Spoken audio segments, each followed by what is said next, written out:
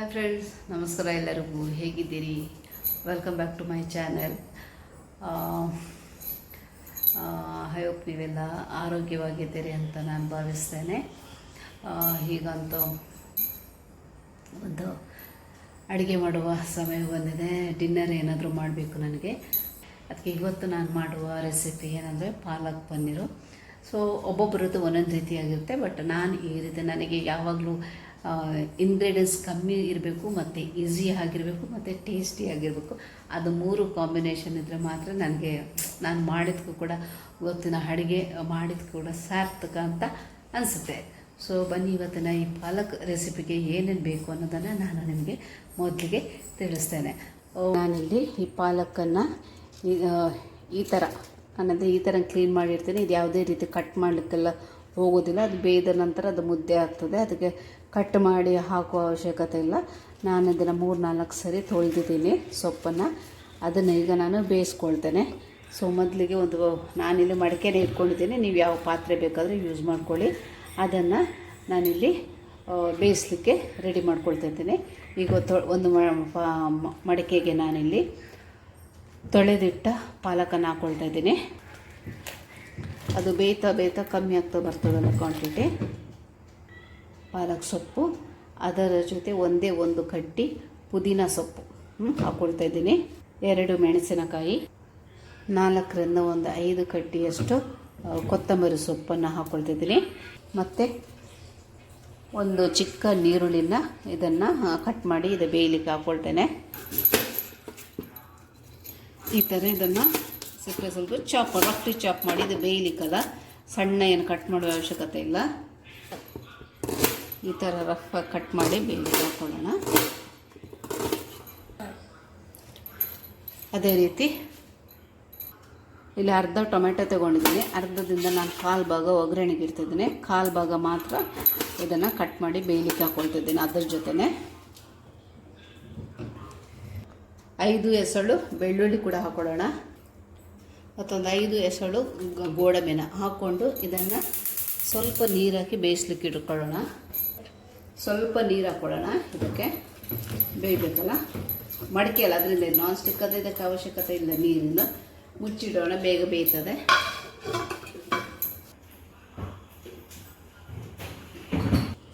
ಅದು ಬೇಯ್ತೈತೆ ಅಷ್ಟೊತ್ತಿಗೆ ನಾವು ಪದಾರ್ಥಕ್ಕೆ ಒಗ್ಗರಣೆ ರೆಡಿ ಮಾಡ್ಕೊಳ್ಳೋಣ. ಒಗ್ಗರಣೆಗೆ ನಾನು ಒಂದು ಚಿಕ್ಕ ನೀರುಳ್ಳಿನ ತಗೊಂಡಿದ್ದೀನಿ. ಅದನ್ನು ಫೈನ್ಲಿ ಸ್ಲೈಸ್ ಮಾಡ್ಕೊಳ್ಳೋಣ.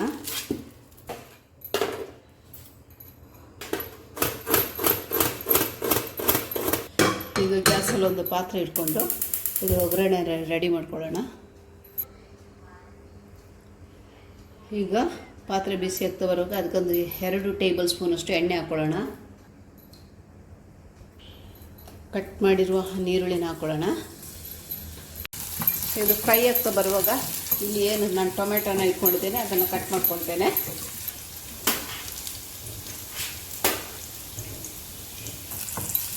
ಈರುಳ್ಳಿ ಫ್ರೈ ಆಗ್ತಾ ಬರುವಾಗ ಟೊಮೆಟೊನ ಹಾಕೊಳ್ಳೋಣ. ಮತ್ತು ಈರುಳ್ಳಿ ಇದು ಆಗ್ತಾ ಬರುವಾಗ ಸ್ವಲ್ಪ ಒಂದು 1/4 ಚಮಚದಷ್ಟು ಶುಂಠಿ ಬೆಳ್ಳುಳ್ಳಿ ಪೇಸ್ಟನ್ನು ಹಾಕೊಳ್ಳೋಣ. ಹೀಗೆ ಇದಕ್ಕೆ ಟೊಮೆಟೊ ಹಾಕ್ತೇನೆ. ಈಗ ಸ್ವಲ್ಪ ಫ್ರೈ ಮಾಡ್ಕೊಳ್ಳೋಣ. ಟೊಮೆಟೊ ಸ್ವಲ್ಪ ಸಾಫ್ಟಾಗಿ ಮುಚ್ಚಿಡೋಣ. ಇದು ಸ್ವಲ್ಪ ಮಧ್ಯ ಸ್ಪೂನ್ ಹಾಕ್ತಾ ಇರೋಣ ಸೊಪ್ಪಿಗೆ. ಓಕೆ, ನೋಡೋಣ ಒಗ್ಗರಣೆಯಲ್ಲಿ ತಂದಾಗಿದೆ. ಈಗ ಸಾಫ್ಟ್ ಆಗ್ತಾ ಬಂದಿದೆ ಟೊಮೆಟೊ. ಈಗ ಅದಕ್ಕೆ ಡ್ರೈ ಮಸಾಲೆ ಹಾಕೊಳ್ಳೋಣ. 1/4 ಚಮಚ ಅಚ್ಚ ಖಾರದ ಪುಡಿ ಹಾಕೊಳ್ಳೋಣ, ಚಿಲ್ಲಿ ಪೌಡರ್. 1/4 ಚಮಚ ಜೀರಿಗೆ ಪುಡಿ, 1/2 ಟೀ ಸ್ಪೂನು ಕೊರಿಯಂಡರ್ ಪೌಡರ್, ಧನಿಯಾ ಪೌಡರ್. ಇದನ್ನು ಒಳ್ಳೆ ಮಾಡಿ ಮಿಕ್ಸ್ ಮಾಡ್ಕೊಳ್ಳೋಣ. ಓಕೆ, ಈಗ ಬೆಂಕಿ ಬಂದ್ ಮಾಡೋಣ. ಅದು ರೆಡಿ ಆಗಲಿ. ಇಲ್ಲಿ ಸೊಪ್ಪುಗಳು ಇದು ಸ್ಟೀಮ್ ಆಗ್ತಾ ಬಂದಿದೆ. ಇದು ತಣ್ಣಗೆ ಹಾಕಲಿಕ್ಕೆ ನಾನು ಫ್ಯಾನ್ ಅಡಿನಲ್ಲಿ ಇರ್ತೇನೆ.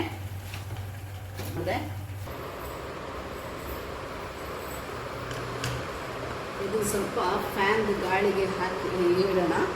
ಮತ್ತು ಈ ತಣ್ಣಗಾದ ನಂತರ ಇದನ್ನು ನಾವು ಒಂದು ಮಿಕ್ಸಿ ಜಾರಿಗೆ ಹಾಕ್ಕೊಂಡು ಪೇಸ್ಟ್ ಮಾಡ್ಕೊಳ್ಳೋಣ. ಸೊ ತಣ್ಣಗಾಗಲಿ, ನಾನು ಅಷ್ಟೊತ್ತಿಗೆ ಸ್ನಾನ ಮಾಡಿ ಬರ್ತೇನೆ. ಓಕೆ, ಸ್ನಾನ ಎಲ್ಲ ಆಗಿ ಬಂದೆ. ಇದು ತಣ್ಣಗಾಗಿದೆ. ಇದನ್ನು ಈಗ ಒಂದು ಮಿಕ್ಸಿ ಜಾರಿಗೆ ಆಗಿ ಫ್ರೈ ಮಾಡ್ಕೊಳ್ಳೋಣ. ಓಕೆನಾ, ಬನ್ನಿ. ಸೊ ಇದನ್ನು ಒಂದು ಮಿಕ್ಸಿ ಜಾರಿಗೆ ಹಾಕ್ಕೊಳ್ಳೋಣ. ಇದರ ನೀರು ಹಾಕೋದು ಬೇಡ, ಏನು ಉಂಟಲ್ಲ, ಬರೀ ಇದನ್ನು ಏನು ಸೊಪ್ಪುಗಳನ್ನೆಲ್ಲ ಸೇರಿಸಿ ಹಾಕ್ಕೊಳ್ಳೋಣ. ಬಟ್ ನೀರು ಹಾಕೋದು ಬೇಡ.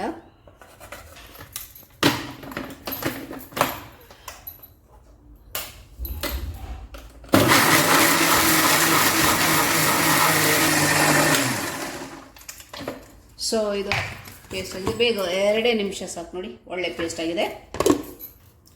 ಸೊ ಈಗ ಗ್ಯಾಸ್ ಆನ್ ಮಾಡಿಕೊಂಡು ಇದಕ್ಕೆ ರುಬ್ಬಿರೋ ಪಾಲಕನ್ನು ಹಾಕ್ಕೊಳ್ಳೋಣ. ಸೊ ಇದನ್ನ ಒಳ್ಳೆ ಮಿಕ್ಸ್ ಮಾಡೋಣ. ಇದೇನು ಫ್ರೈ ಮಾಡಲಿಕ್ಕೆ ಏನೂ ಇಲ್ಲ. ಸ್ವಲ್ಪ ಥಿಕ್ನೆಸ್ ನೋಡಿ. ಈಗೇನು ಬೇಯಿಸಿಟ್ಟಿದ್ದ ನೀರು ಉಂಟಲ್ಲ, ಅದನ್ನು ನಾವು ಮಿಕ್ಸಿ ಜಾರಿಗೆ ಹಾಕ್ಕೊಂಡು ಅದರದ್ದು ನೀರು ಏನುಂಟು ಅದನ್ನು ಹಾಕ್ಕೊಳ್ಳೋಣ. ಈ ಥರ ಇದು ಮಾಡಿಕೊಂಡು ಹಾಕ್ಕೊಳ್ಳೋಣ. ಮಿಕ್ಸ್ ಮಾಡ್ಕೊಳ್ಳಿ. ಥಿಕ್ನೆಸ್ ಎಷ್ಟು ಬೇಕು ಅಂತ ನೋಡಿ. ನಾನು ಸ್ವಲ್ಪ ದಪ್ಪನೇ ಇಡ್ತೇನೆ. ಇದೀಗ ಚಪಾತಿಗಲ್ಲ, ಅದಕ್ಕೋಸ್ಕರ.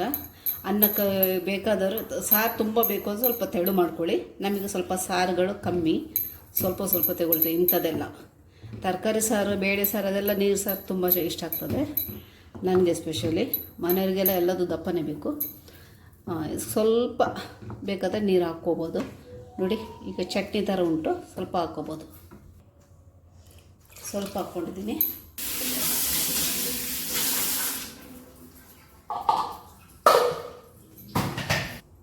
ಸ್ವಲ್ಪ ಉಪ್ಪು, ರುಚಿಗೆ ತಕ್ಕ ಉಪ್ಪನ್ನು ಹಾಕ್ಕೊಳ್ಳೋಣ. ಆದರೆ ಒಂದೇ ಸರಿ ಸುರಿಯೋದು ಬೇಡ. ಈ ಸೊಪ್ಪುಗಳಿಗೆ ಯಾವಾಗಲೂ ಉಪ್ಪು ಸ್ವಲ್ಪ ಕಮ್ಮಿ ಆದರೂ ಕೂಡ ಪರವಾಗಿಲ್ಲ, ತಿನ್ಬೋದು. ಸ್ವಲ್ಪ ಚಿಟಿಕಿ ಆದರೂ ಅದು ಹೆಚ್ಚು ಅಂದರೆ ತಿನ್ನಲಿಕ್ಕೆ ಒಳ್ಳೆ ಆಗೋದಿಲ್ಲ. ಇದರ ಥಿಕ್ನೆಸ್ ತೋರಿಸ್ತೇನೆ ನೋಡಿ. ಇಷ್ಟು ದಪ್ಪ ಸಾಕು. ಈಗ ಇದು ಕುದಿ ಬರಲಿ ಅಷ್ಟೊತ್ತಿಗೆ ನಾನು ಪನ್ನೀರ್ ಕಟ್ ಮಾಡ್ತೇನೆ. ಸೊ ಪನ್ನೀರ್ಗಳನ್ನ ನಿಮಗೆ ಯಾವ ರೀತಿ ಬೇಕೋ ಆ ಥರ ಕಟ್ ಮಾಡ್ಕೊಳ್ಳಿ. ದೊಡ್ಡ ಪೀಸ್ ಬೇಕಾದ್ರೆ ದೊಡ್ಡ ಪೀಸ್ ಕಟ್ ಮಾಡ್ಕೊಳ್ಳಿ, ಚಿಕ್ಕದು ಬೇಕಾದ್ರೆ ಚಿಕ್ಕದು ಮಾಡ್ಕೊಳ್ಳಿ. ನಾನು ಸ್ವಲ್ಪ ಚಿಕ್ಕದಾಗಿ ಮಾಡ್ಕೊಳ್ತೇನೆ ನೋಡಿ. ಈ ಥರ ಕ್ಯೂಬ್ಸ್ ಮಾಡ್ಕೊಳ್ತೇನೆ.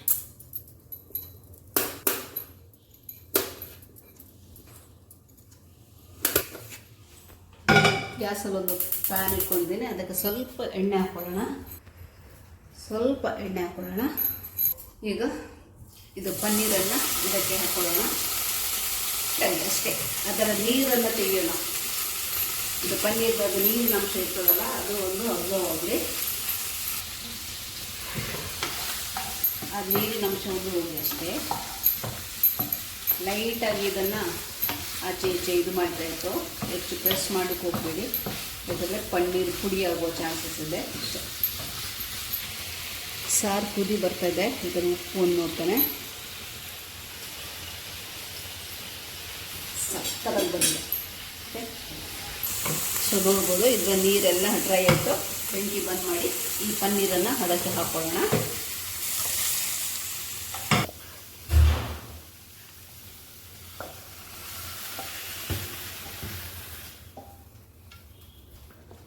ಮೆಲ್ಲ ಸ್ಪೂನ್ ಹಾಕಿ ಇದನ್ನು ಒಂದು 2 ನಿಮಿಷ ಲೋ ಫ್ಲೇಮಲ್ಲಿ ಈ ಥರ ಮುಚ್ಚಿಡೋಣ.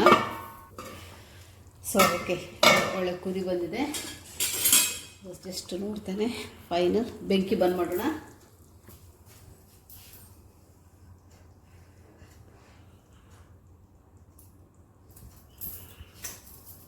Excellent.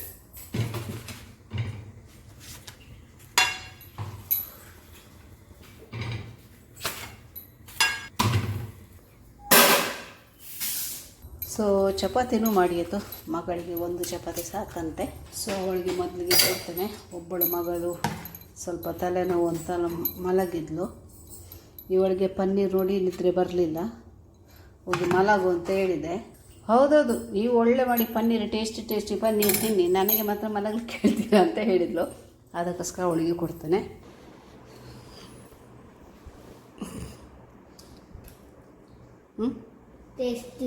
Tasty. So my viewers can try this recipe. Of course. Okay, thank you. So friends, ಇದು ಇವತ್ತಿನ ರೆಸಿಪಿ ನಿಮಗೆಲ್ಲರಿಗೂ ಇಷ್ಟ ಆಗ್ಬೋದು ಅಂತ ಅಂದ್ಕೊಳ್ತೇನೆ. ಇನ್ನು ನಾನು ಊಟ ಮಾಡೋಕೆ ಗಂಡಕ್ಕೆ ಸರ್ವ್ ಮಾಡಿ ಮತ್ತು ನಾನು ಊಟಕ್ಕೆ ಮಾಡ್ತೇನೆ. ಸೊ ಮಕ್ಕಳಿಗೆ ಎಷ್ಟಾಯಿತು, ನೀವು ಒಮ್ಮೆ ಟ್ರೈ ಮಾಡಿದ ನಂತರ ಕಮೆಂಟ್ ಹಾಕಿ ಮತ್ತು ಚಾನಲ್ನ ಸಬ್ಸ್ಕ್ರೈಬ್ ಮಾಡಿ ಶೇರ್ ಮಾಡ್ಕೊಳ್ಳಿ ಅಂತ ಹೇಳ್ತಾ ಇವತ್ತಿನ ವೀಡಿಯೋನ ಇಲ್ಲಿಗೆ ನಾನು ಸ್ಟಾಪ್ ಮಾಡ್ತೇನೆ. ಸೊ ಇನ್ನೊಂದು ವೀಡಿಯೋದಲ್ಲಿ ಸಿಗೋಣಂತೆ. ಥ್ಯಾಂಕ್ ಯು ಸೋ ಮಚ್ ಎಲ್ಲರಿಗೂ. ಯಾರೆಲ್ಲ ನನಗೆ ಸಬ್ಸ್ಕ್ರೈಬ್ ಮಾಡಿ ಸಪೋರ್ಟ್ ಮಾಡ್ತಿದ್ದಾರೆ ಅವರಿಗೆಲ್ಲ thank you so much. Good night.